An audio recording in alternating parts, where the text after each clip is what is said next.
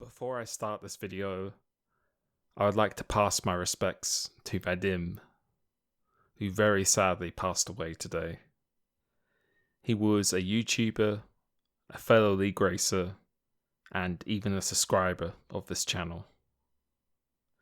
I never got to speak with him personally, but I did have many opportunities to race with him directly, and from my memory of those experiences, it was a very enjoyable one. I could see he was always someone who wanted to spread positivity, who just wanted to live his life to the full, and in general, was just a very nice guy. So please take this moment to remember that nothing is ever taken for granted, to perhaps be a bit kinder to each other, to live your life to the full, whilst helping others to improve theirs. The world is often a very, very cruel place, but sometimes we need to be the light in the darkness. My condolences to his family and friends. My thoughts are with you, and rest in peace.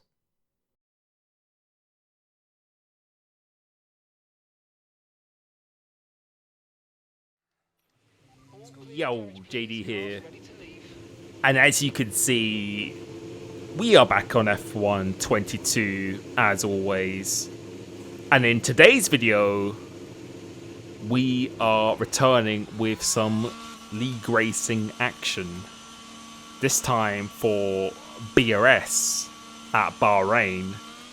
But for this round, there's actually a bit of a different format. There's actually a sprint format for this event. So short qualifying as usual, but then it's going to be a 10-lap sprint race where that determines the grid for the 50% race. So in this video, we're going to be showing you the sprint, because it did turn out to be fairly intense in some parts. And yeah, Bahrain, it's a track that I've never been a huge fan of, especially for raw pace. It's always been a track I've had a bit of a struggle with. So coming to this, I did do a fair amount of practice. Had a PlayStation League race here about a week before, but then my wheel broke, so I didn't really get much of a 50% running. But as you can see, Otis Lawrence, aka FRA Elite, is just on a different level once again. And yeah, we don't need to go on about how good he is, because I think everyone knows that already, especially on Xbox. He's, I'd say, the top 5 on the game. I think maybe the people who are ahead of him are maybe the top 5 in esports, which are Blakely, Barrowmund, Jarno Otmir, Frederick Rasmussen. But I think he could probably beat most of the other drivers. I really do believe that, which I think it's going to be quite exciting to see him on PC, which I'm sure is going to be quite inevitable at this case, or this rate. But you can see here the lap is going okay so far. First sector, we definitely lose the main bulk of the time, and as usual, just trying to maybe get a little bit of a better race car. My qualifying recently in this league has actually gone really well. It seems to be Otis, Skitzer, and then myself as the top 3. And I say Otis and Skitzer are probably the 2 definitely fastest drivers on Xbox right now. But Elite, even when he's been competing in other leagues, he always wins by normally about 10 seconds. I think he did a league with PSGL with the best PlayStation drivers versus Xbox.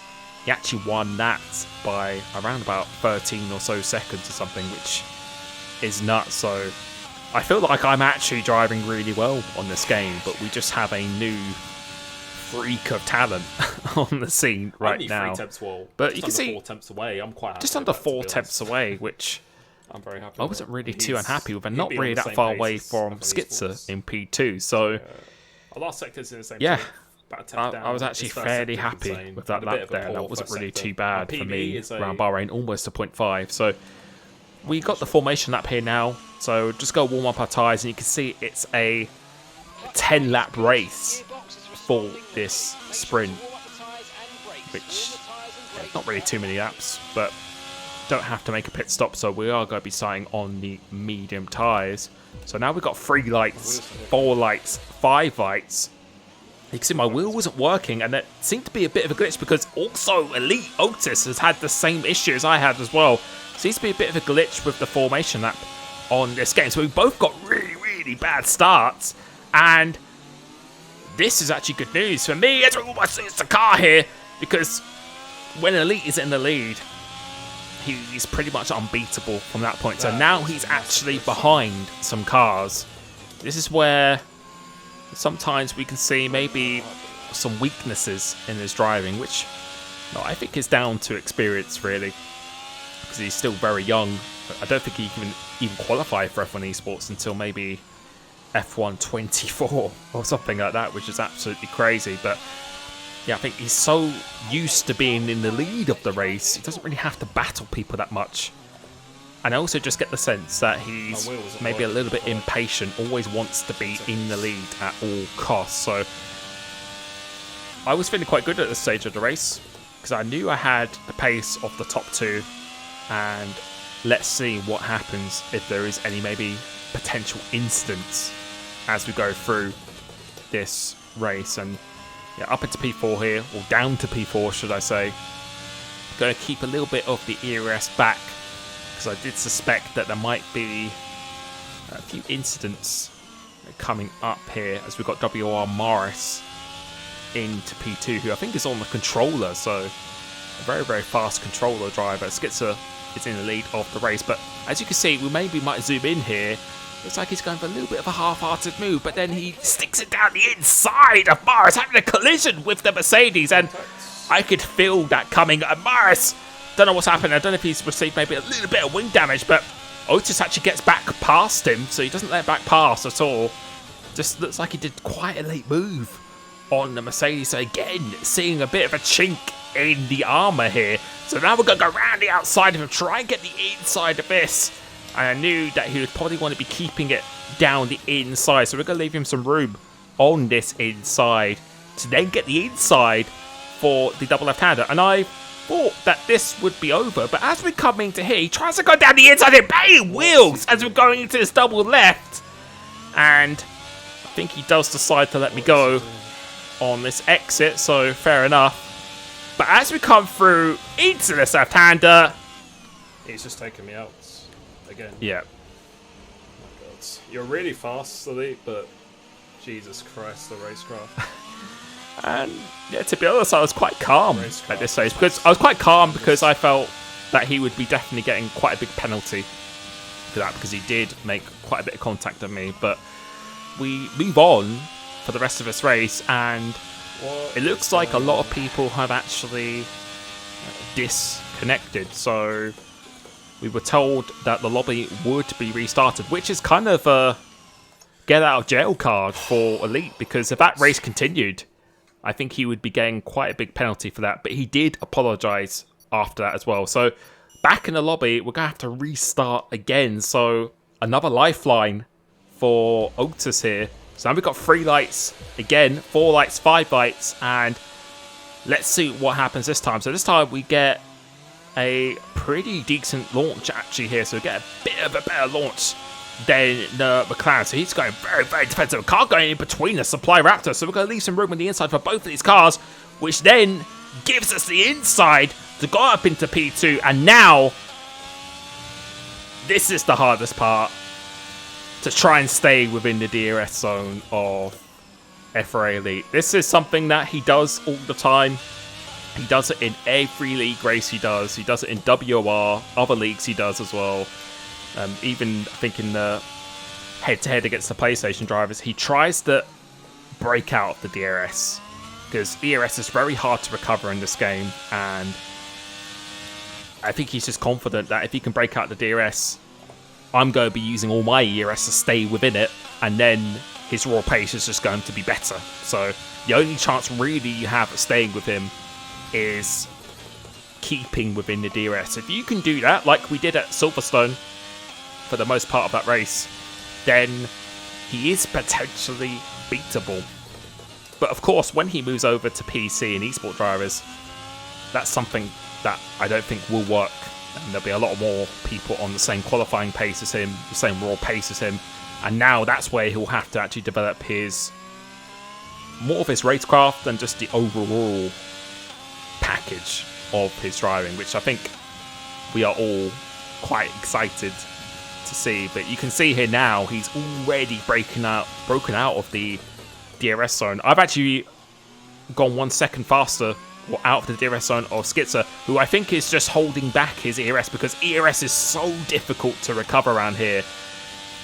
I knew that this is pretty much over, and yeah, even if I could stay in this DRS here now, the DRS isn't really that powerful either.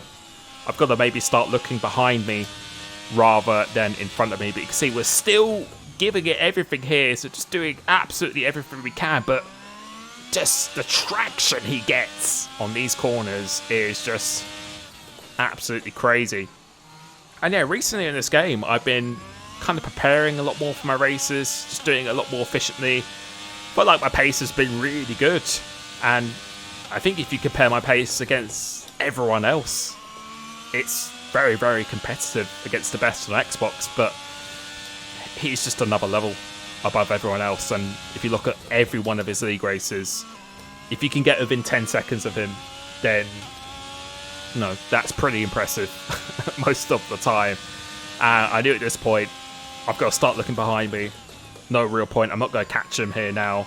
I'm running very, very low on the ERS. Giving one last stitch attempt here just to see, but looks like he's actually still got quite a bit of ERS on board, and he's running quite low downforce as well because he is very, very fast in a straight line. And we're just going to skip through the laps here to see what the gap is. You can see Skitzer behind has got back within the DRS zone, and you will see how much we save. So this next lap, we're not even going to be using any of the battery, and we've hardly saved any of it whatsoever, which I think kind of confirms Elite is running a little bit lower downforce than us. You can't save any ERS on here as well, it's impossible. And yeah, you're just hearing me say there that we can't save any of the ERS, because I was running a fairly high-ish downforce for this track, just hoping that I could maybe stick with the DRS and then maybe having the better tyre wear could give me some advantage. But no, when you're as fast as Elite, you can keep that momentum up through the corners. The braking distance doesn't really change with the lower wings.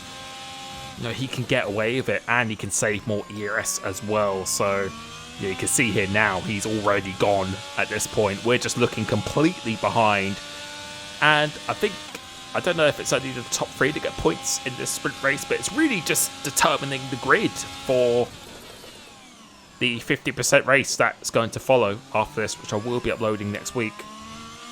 But yeah, I just wanted to see if I could start second, maybe get a better start than Elite, and then if you can get in front of him, then you have an opportunity. If you let him get away, then there's no one on this game on Xbox, or maybe even PlayStation right now, who can catch him. The only people who can, I think, are esport drivers on PC, and that is it. So yeah, we're skipping ahead through the laps here. Gap is going up because we have been defending just a little bit from Skitzer behind. We managed to save a little bit of the ERS back, but hardly anything at all.